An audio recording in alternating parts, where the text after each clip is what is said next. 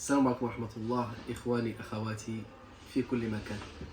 هذا الفيديو هذا قررت نديرو بناء على واحد المعطى اللي بزاف ديال الناس كيسولوني على مجال العطور بصفة عامة كمشروع، وغادي نتكلم معكم يعني بكل أمانة وبكل صدق، وكنطلب الله تبارك وتعالى يوفقني باش أن الرسالة توصل لكم كما ينبغي. فمجال العطور كمشروع، ما كاينش شي مشروع في الدنيا الا ويحتمل النجاح كما يحتمل الفشل.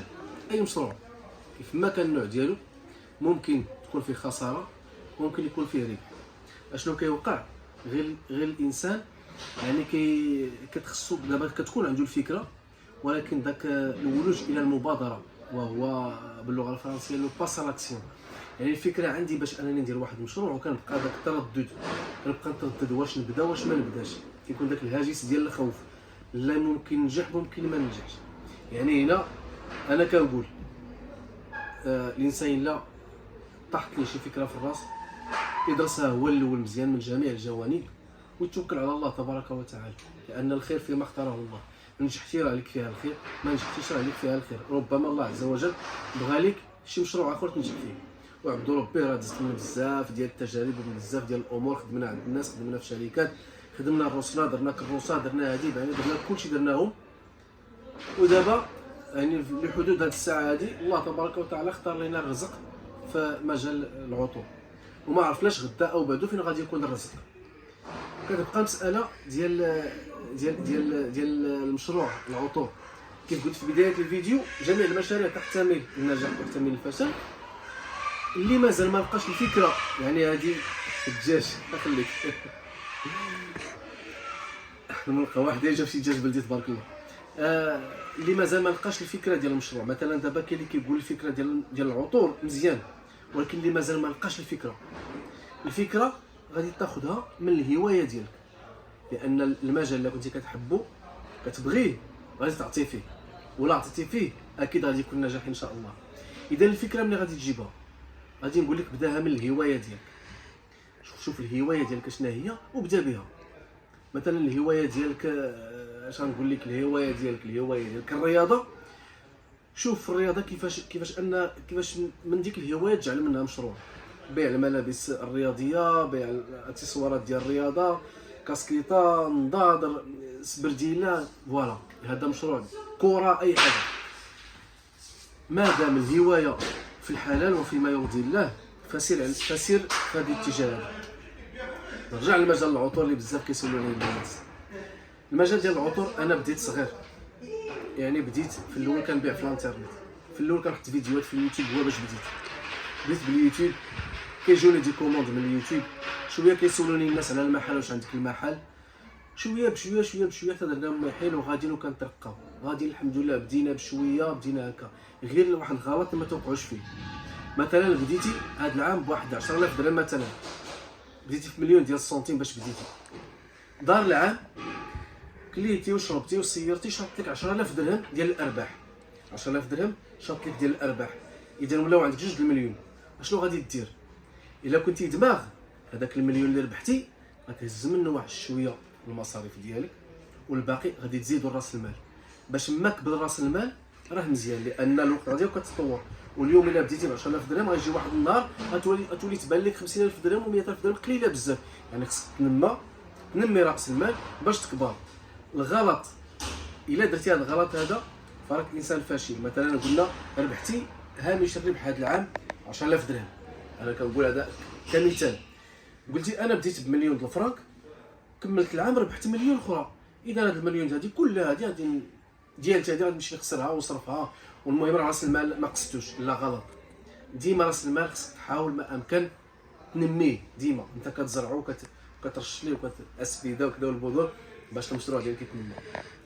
نعاود نركز عاوتاني على مشروع العطور. تقدر تنجح فيه وتقدر تفشل فيه، هذه ديرها على بالك. باش ما انت كتعرف منين تشري وتعرف الفئه المستهدفه. دير دراسه المشروع ديالك، دير دراسه ديال المشروع ديالك.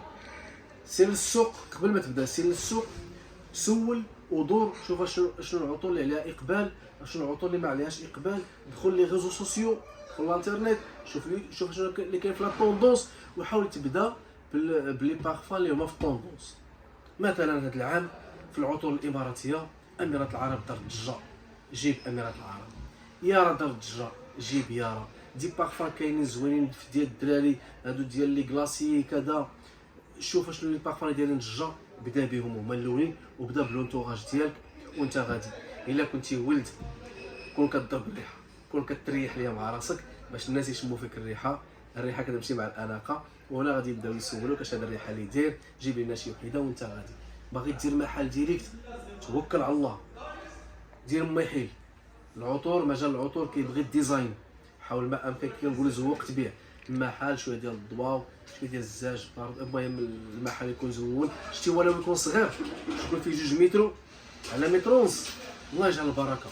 وحط ليا شويه من كل حاجه، وبازيو شويه على الانترنت، بازيو على الاشهار، بازيو على الاشهار ضروري.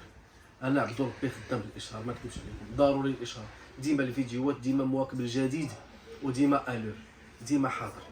علاش؟ لان نهار نمرنك واحد النهار لا يومين، نمرنك سيمانه، غادي تكون، لان المجال فيه المنافسه بزاف. اللي كنقولها للاخوان وكنأكد عليها، درس المشروع ديالك هو الاول. ربي كيقول واذا عزمت فتوكل على الله. عزمتي صافي، تاخذ القرار، خديتي القرار صافي. هنا اللي كنقول رجع للكلمه ديال لو باس لاكسيون، رجع يعني الولوج الى المبادره، توكل على الله. المشروع نجح فبها ونعمت، ما نجحش ما نجحش من الخير. الله تبارك وتعالى بغى لك مشروع اخر تخدم فيه، وان شاء الله يوفقك الله تبارك وتعالى. كنحاول ما امكن نقول لكم كل شيء اللي عندي في هذا الفيديو، الله شاهد. بغيت نقول كل شيء باش حتى نتوما ترتاحوا، لان الفيديو عرفتوا الحمد لله غادي يشوفوه الناس ان شاء الله وغتستافدوا منه. الله يرضي عليكم. دراسه المشروع ضروريه، اللي كنعاودها وكنأكدها. اتونسيون اتونسيون اتونسيون، تكون عندك شي 2 ريال وتمشي لعند مول الجمله وتقول لي السلام عليكم خويا عافاك، باغي ندير مشروع ديال الريحه، عطيني الروايح اللي كيتمشاو.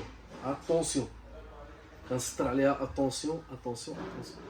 جيتي عندي انايا مثلا، انا كندير الجمله على سبيل المثال، غتقول لي عطيني بارفان اللي كيخرجوا بزاف، واش غادي نعطي لك يسام دو كينغ؟ هذا بايع راسو، هذا خارج. غادي نشوف شي بارفان اللي كمل عندي العام وما خرجش على سبيل المثال، نقول لك خذ هذا راه زوين، هاني ستوك ديت كنخوي فيك، فهمنا؟ هاني بديت قال لك ديال ستوك ديال على ظهرك قليل، بل من نوادر جدا اللي غتلقى واحد اللي غادي يعطيك داكشي اللي كيخرج وداكشي اللي مطلوب في السوق. صعيب، نادر جدا. علاش؟ لان في نظر المسوق باللغه ديال السوق، يعني شكون هو المسوق الناجح، شكون هو البياع والشراي الناجح، هو داك اللي كيخرج الستوك اللي تقرب يتصولدا، ولا اللي مصولدي. هذا هو في نظرهم اللي كيقولوا هذا راه بياع وشراي، اللي كيخرج اللي كيدير الستوك، داكشي اللي ما كيتباعش ليه كيبيعوا، هذا هو البياع والشراي. اذا انت ملي غادي تجي عند هذا غادي داكشي. علاش في نهايه المطاف غادي نقول لك السلعه الا باغي تاخذها انت، وانت اللي تختاروا السلعه باش تخدموا نتوما. ما تخلوش الخيار الجمال هو اللي يعطيكم السلعه. مع ذلك كتعرفوه يعني انسان صادق ومعقول، ديك الساعات تستعنوا به بعد الله تبارك وتعالى. ثم الحاجه اللي غادي نختم بها الفيديو هذا، اياكم والشيكات. يعني تقدر تمشي مثلا عند الجمال يقول لك غادي نعطيك السلعه وغادي نكريدي لك، عطيني شيك، مقابل انه هو يختار لك السلعه ديالو. يقدر يعطيك السلعه الصولد وغادي يوحلها فيك، هو شاد لا غارونتي ديالو. الا ما خلصت ليه غادي يدفع لك الشيك، وبالتالي غتصدق في المشاكل. حاول ما امكن تجنبوا الشيكات. والحاجه اللي غادي ننصحكم بها المعقول ثم المعقول ثم المعقول. الا بديتي بشويه بشويه بشويه وكنتي صادق وكنتي معقول، فكل شيء غادي يجيك من عند الله تبارك وتعالى. الله تبارك وتعالى غادي يهيئ لك الاسباب باش انك تتلاقى مع الجمال الكبار ومع الناس اللي غادي يتعاملوا معك. نقطه اخرى بزاف كيجوني كيقول لي رضوان عطيني النمره ديال شي واحد كيدير الجمله. ملي كنقول ليه شحال خاص ديال السلعه كيقول لي خاصني 2 من هذه و3 من هذه. الناس اللي كيديروا لابورطاسيون ما كيهضروش مع مول الفلوس قليله بالعربيه، ما كيهضروش معاه. هادوك كيهضروا مع الناس اللي كيديروا الجمله الثانيه مثلا كيتقداو عندهم الملايين صحاح. يعني في نهايه المطاف انت باقي صغير راس المال ديالك باقي صغير، ضروري غتتعامل مع الناس اللي كيعاودوا الجمله الثانيه او الثالثه واخا يكونوا زايدين عليك شي شويه، ولكن خاصك تصبر ضروري، تاخذ من عندهم وتبيع بشويه حتى بشويه بشويه حتى كتكمل المشروع ديالك. منين يكبر راس المال وتولي فاهم في الدومين مزيان، ديك الساعه تمشي لعند الكبار. وكنتمنى ما نكون دخلت عليكم حتى شي حاجه، ونتمنى الرساله ديالي تكون وصلت، ونتمنى تكونوا استفدتوا. ولكن شي سؤال خلوه لي في الكومونتير ونجمع ان شاء الله الاسئله ديالكم ونقدر نصيغهم على شكل فيديو نجاوبكم ان شاء الله بالتوفيق. السلام عليكم.